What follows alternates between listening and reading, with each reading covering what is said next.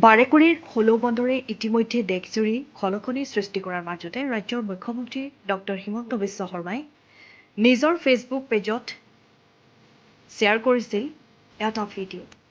বাৰেকুৰিৰ তৰাজান গাঁৱৰ দীপ্তি বঢ়াই হলৌ বান্দৰক কল খুৱাই থকাৰ এটা ভিডিঅ' সামাজিক মাধ্যমত পোষ্ট কৰিছিল মুখ্যমন্ত্ৰীগৰাকীয়ে।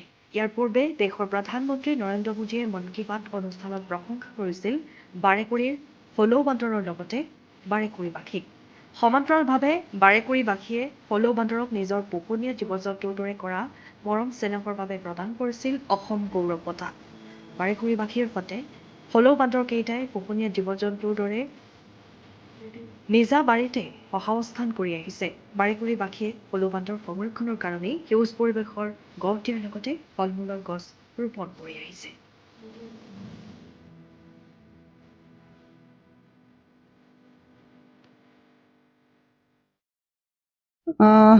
ইহঁতক মই এতিয়া একেবাৰে নিজৰ ল'ৰা যেনেকে লালন পালন কৰোঁ যে সিহঁতক সেনেকে লালন পালন কৰাৰ নিচিনা হৈছে আৰু এতিয়া কল যেতিয়া দিওঁ সিহঁতৰ মনটো বহুত ফূৰ্তি লাগে।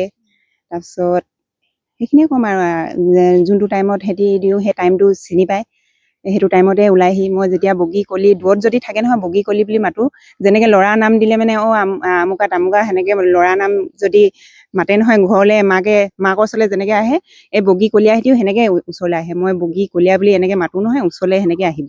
এতিয়া পোৱালি বুলি কওঁ প্ৰত্যেককে মই নাম এটা এটা দি দিছোঁ। বগাজনী হৈছে বগী, তাৰপিছত কলাটো হৈছে কলীয়া, তাৰপিছত সৰুকৈ এটা আছে সেইটো নাম পোৱালি বুলি দিছোঁ। সিহঁতি নিজৰ নামটো তাৰমানে জানে, মই পোৱালি বুলি মাতিলে মানে তললৈ এনেকৈ নামি আহিব। তাৰপৰা কি ক'ম, ইতিমধ্যে প্ৰধানমন্ত্ৰী মন কী বাতৰ পৰা লৈ বাৰেকুৰি যি হলৌ আৰু মানুহৰ মাজৰ যি অৱস্থান দেখা যায় এই বিষয়ে সকলোতে ইতিমধ্যে চৰ্চা লাভ কৰিছে।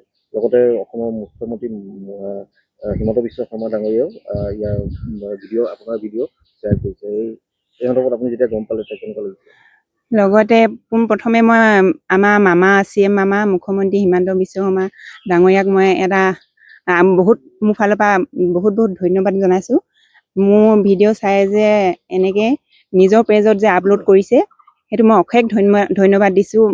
মই এটা কথাই এতিয়া বুজি পালোঁ, আমাৰ মামাও যে বন্যপ্ৰাণীৰ লগত বহুত মৰম চেনেহ আছে, সেইটো কাৰণে এই ভিডিঅ'টো তেওঁ নিজে পেজত আপলোড কৰিলে। সেইটোৱে মই অশেষ ধন্যবাদ দিছোঁ মামা আপোনাক।